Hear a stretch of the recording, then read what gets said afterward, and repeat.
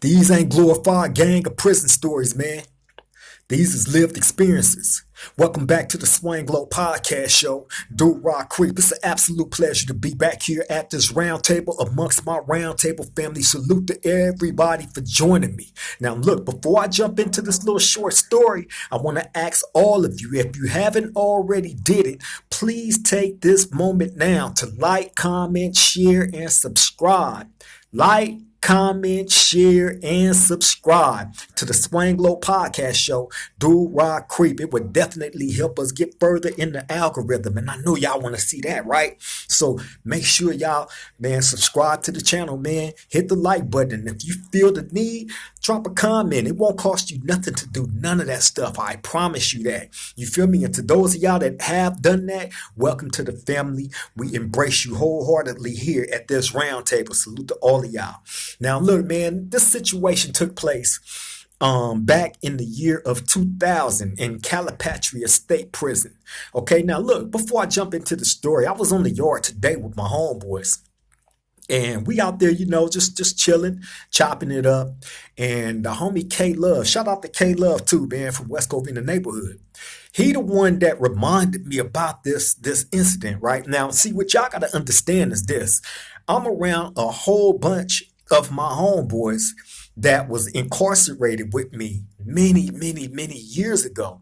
And oftentimes I'm reminded of a whole bunch of situations, you feel me, that has taken place that I've been a part of or whatever, something that's related to me and homies in the prison system, So when we get together, man, we talk about all this stuff. You feel me? And they tell me, man, put that on the show. Talk about this on the show. I know people is going to want to hear about this. I know they're going to hear about this situation and this and that, right?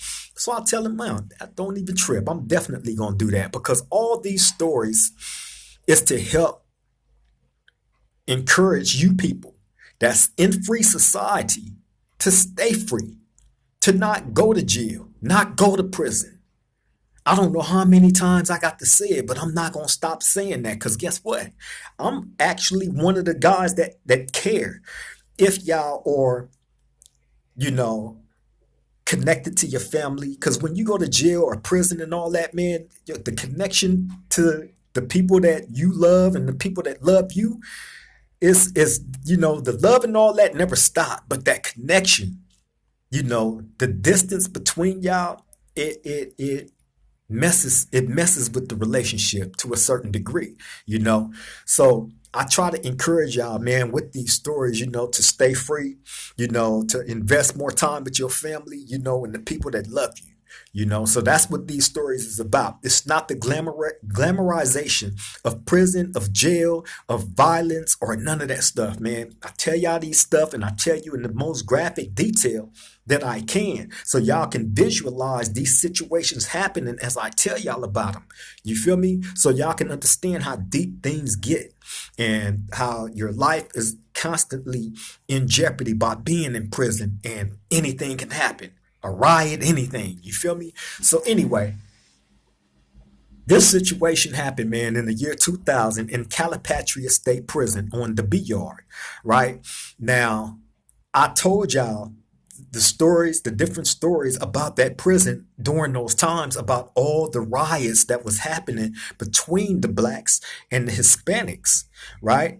It was nonstop. And that's why I tell y'all when war start, and it don't matter if it's with another race, if it's with another Crip, if it's with the Bloods or whoever, the Bay Areas, whoever, when the war start, it don't stop. So don't think you're going to come do something to me and that's going to be it. It's not going to work like that. You feel me? I promise you, it's not going to work like that. So to prevent any of that stuff from happening, because lives is lost in a lot of those wars. You feel me? I've seen it time and time again, This situation happened on the heels of another riot that I told y'all that happened like kind of right before I got to that prison. And remember how I was telling y'all in the other story how the homie I did the story on the homie Baby Spoon from A. Trey Hoover. And remember how I was telling y'all how that situation had played out with the riot between them at that time and the Southern Hispanics. Okay, so this situation happened like on the heels of that, right? This happened in 2000. So bam, I remember us being on the yard and like we way on the other side of the yard, like over by the basketball court, right? And that's a distance from the weight pile where people go work out at, right?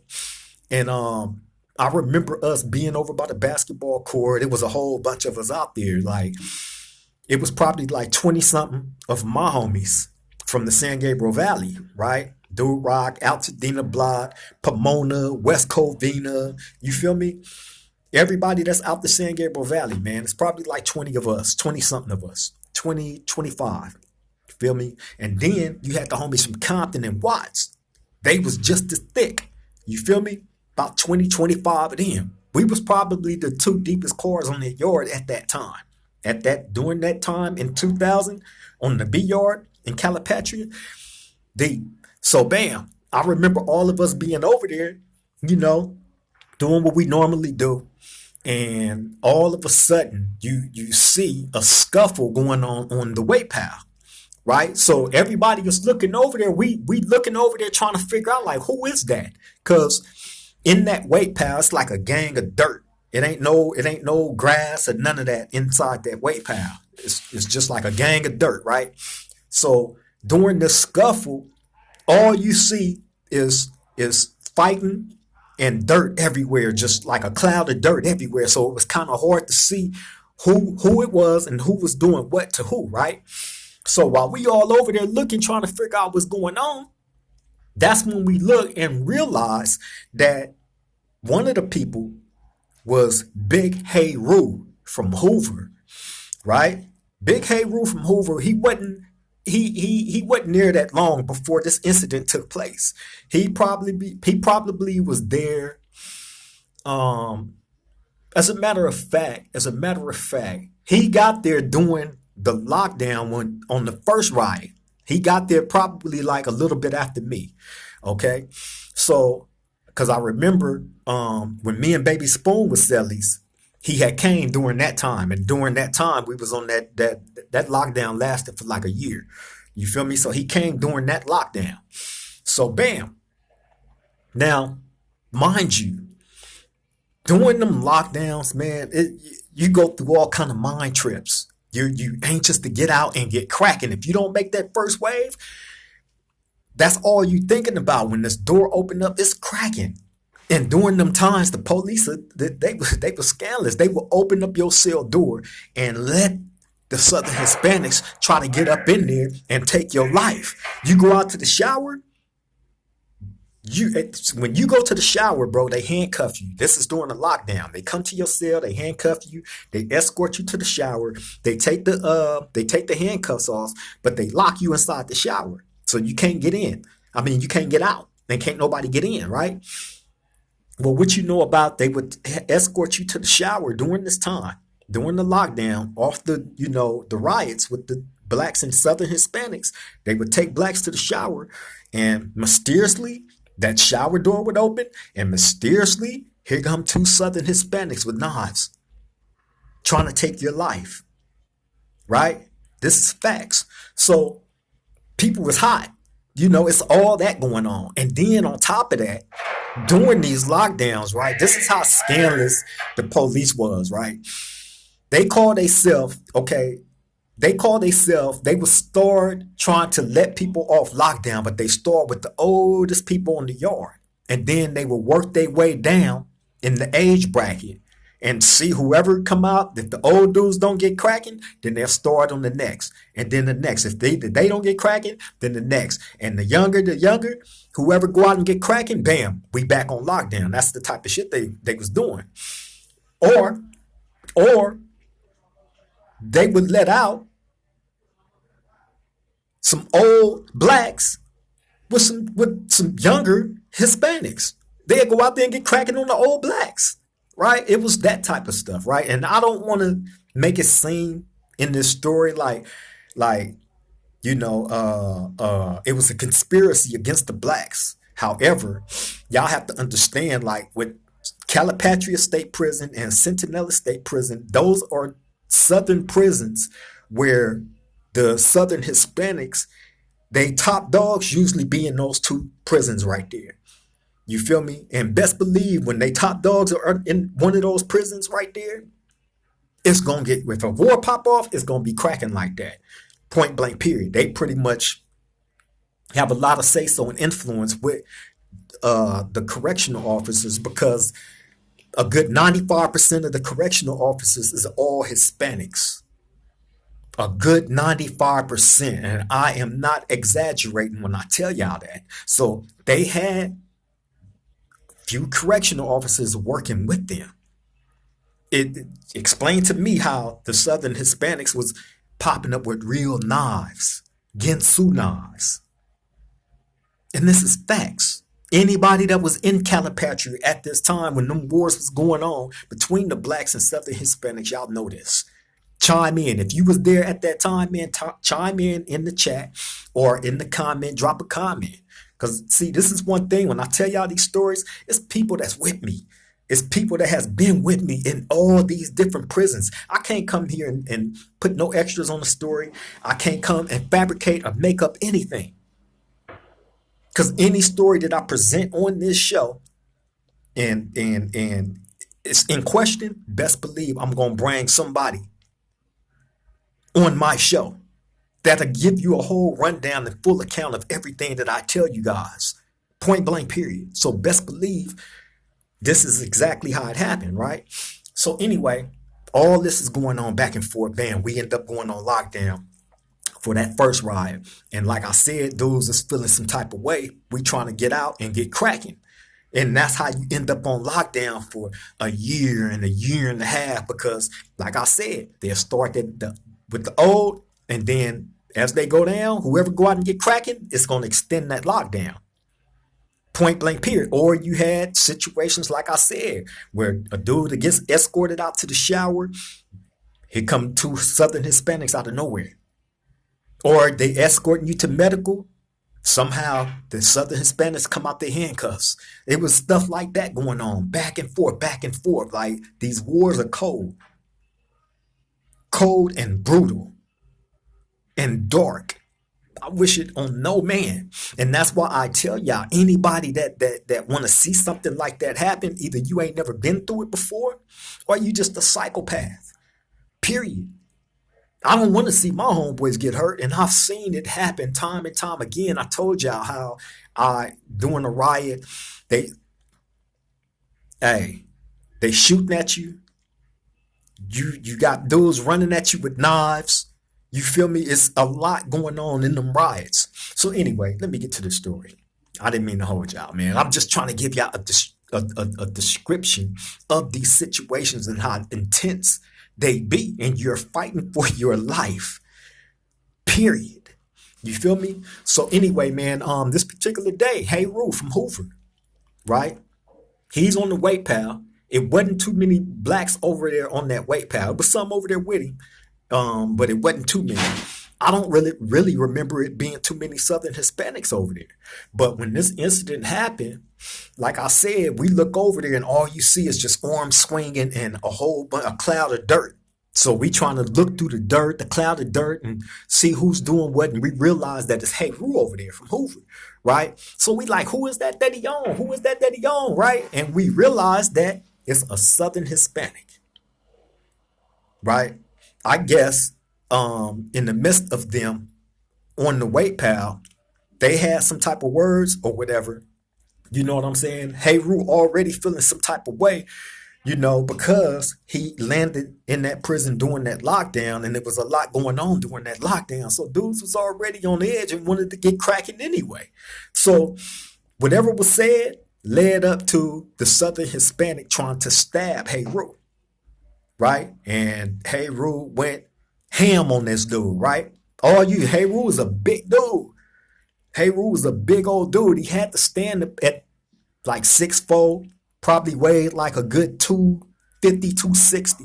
You feel me? And all you seen was this big old dude over there beating the shit out this little ass Hispanic dude, right? So then, bam, that's when you start seeing other people running over there. running, right? So when we realize that it's a black and a Mexican, we trying to make our way over there. Now, mind you, we're way on the other side of the yard, right? And it's a distance to get over there, man. We got to run all the way across the field to get over to that area. So, like I said, it was probably 20 something of my homies out there, and it's probably about 20 something Compton and Watts on the yard too, right? And how I remember how everybody was out there thick that day, because when we made our way, we tried to make our way over there, man. I'm telling you, like in full sprint. And that's when you heard the gunshots. Now, I don't know if y'all ever been all in a closed off environment, right? Meaning a prison yard is it's like a pit. That's the best way that I can describe it, right?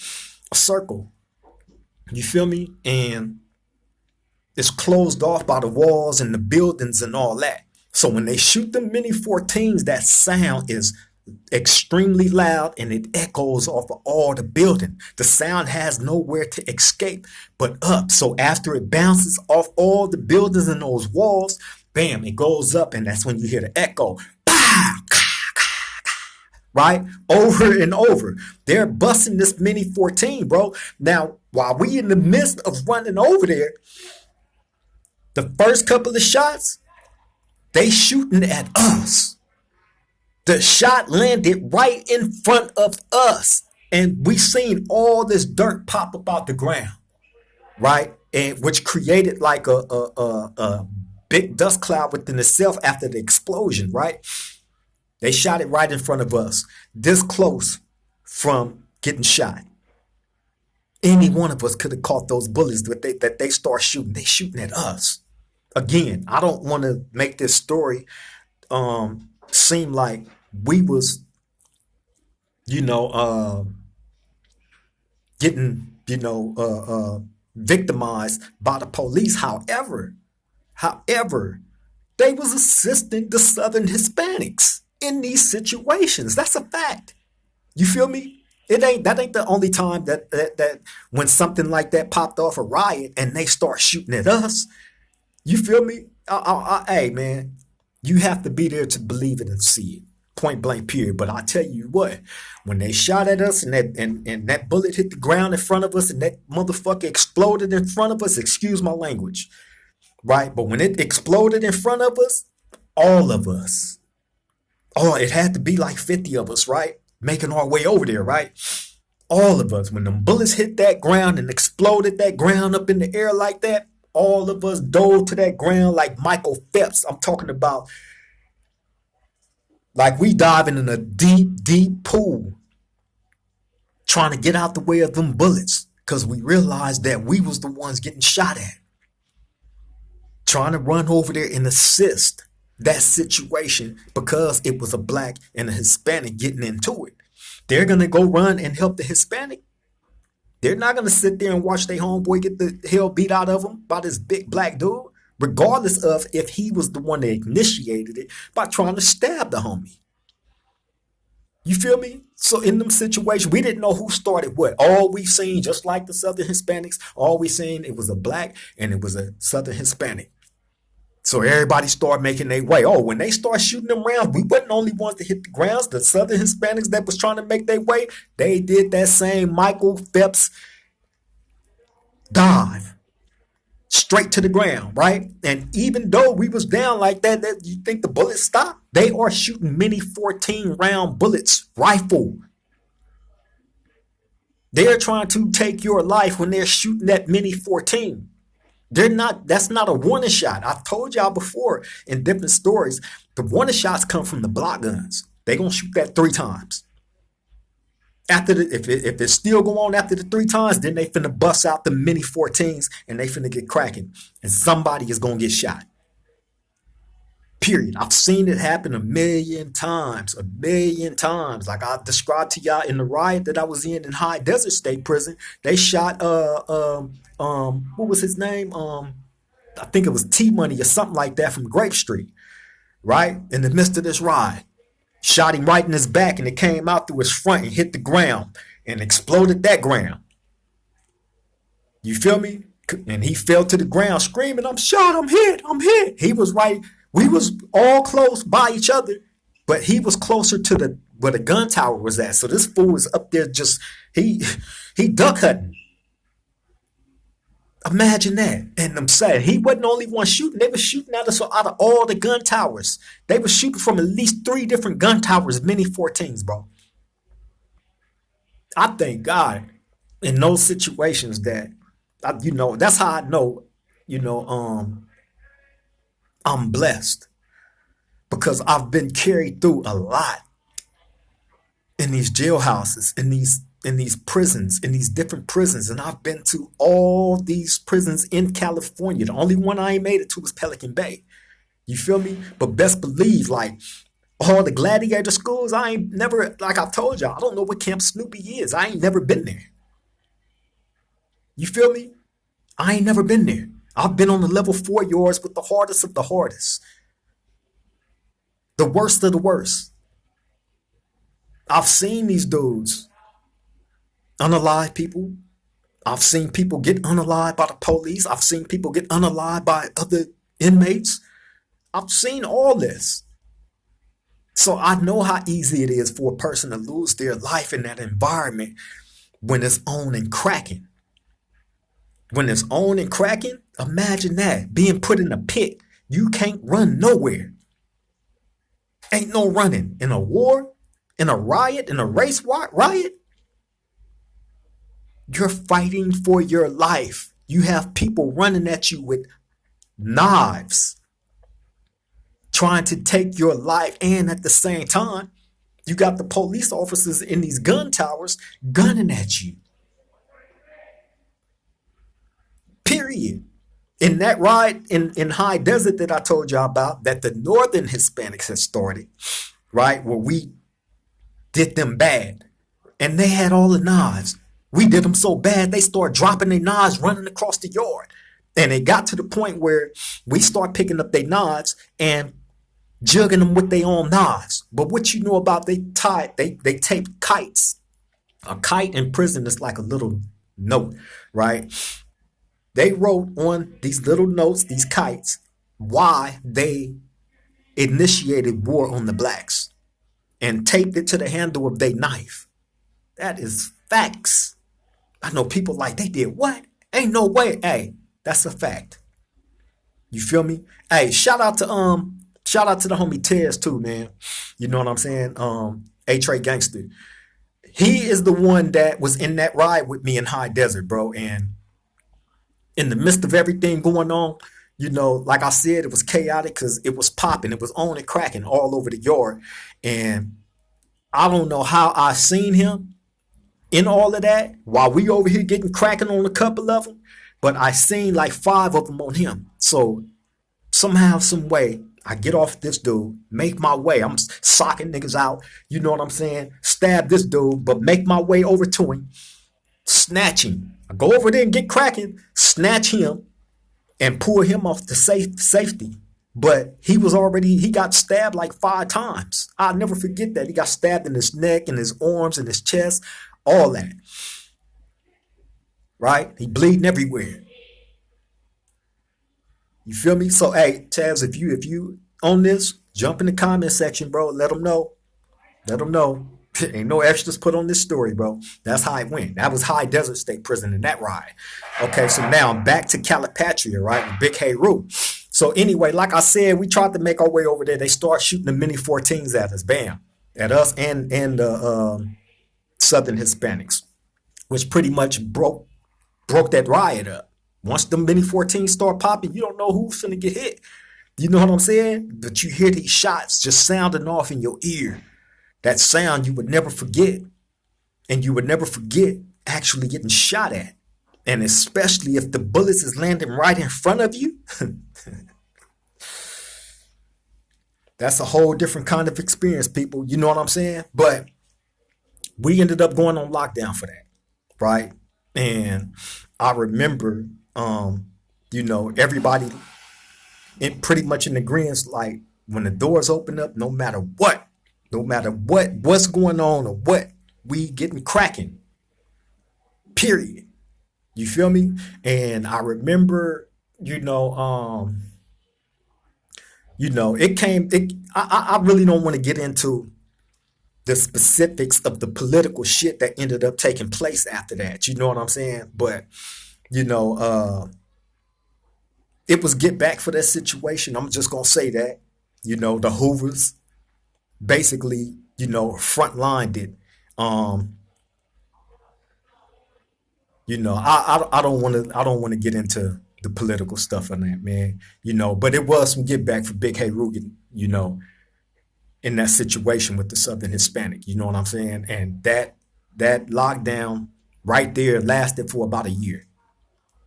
You feel me? And then during that lockdown, the blacks started having issues with the others, with the Asians, because they was off lockdown. So being that we was on lockdown, we can't go to the store, we can't get packages, we can't get nothing. They in there trying to starve us out. You feel me? And just have you relying on the state food, and they give you a spoonful of this, a spoonful of that, mixed with a little bit of roaches, you mix with a little bit of rat poop. I'm telling you, they was in there trying to starve us out, man. So we relying on the Asians. If you so happen to know one and get them to go to the store for you, and or get a package in their name for you or whatever, right? And that became an issue. They start tripping. They start acting funny with us. You feel me? So blacks start politicking on them, But that was pent up anger from the situation that was going on with the Southern Hispanics, and us just getting worked. You feel me? By the police, and it was just horrible. It was a horrible time and a horrible situation, man. And we was completely up against it. And I would never forget, the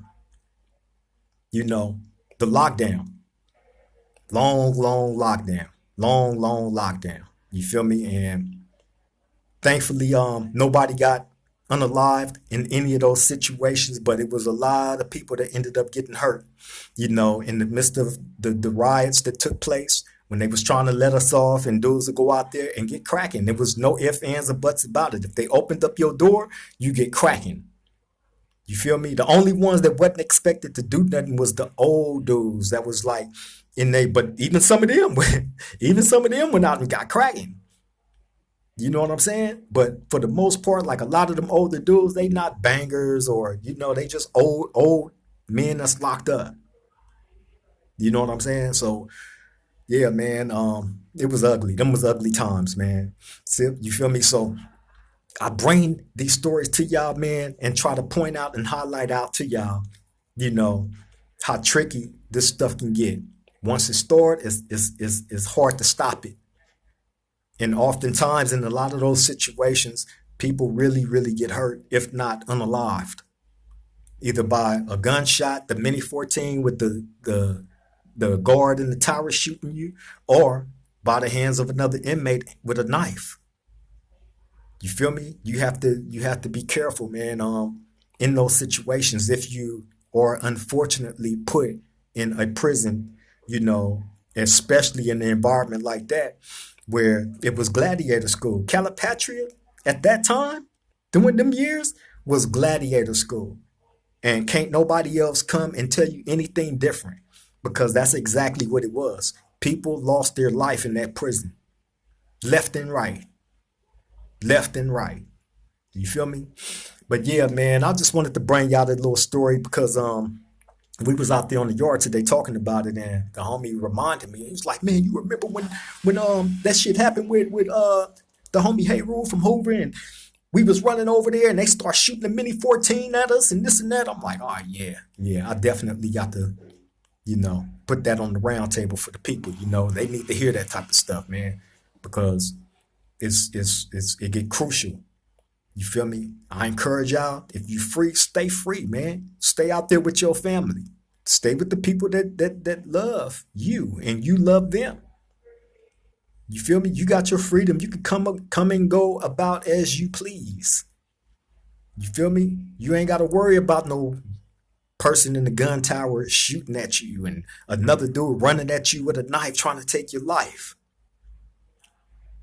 You feel me? Stay free, man. That's the best advice I can give y'all. Take these stories in, listen to it, inhale it, you know, don't put yourself in a position where you have to repeat any of these things. Because unfortunately, in a lot of these cases, people lose their life or they get seriously, badly injured. Badly. And that's facts. But yeah, man, I'm finna get up out of here. I appreciate y'all time. I love and appreciate every time I come to this round table and I call up on y'all to show up. Y'all always do, man. It's all love. Shout out to all the new subscribers, man.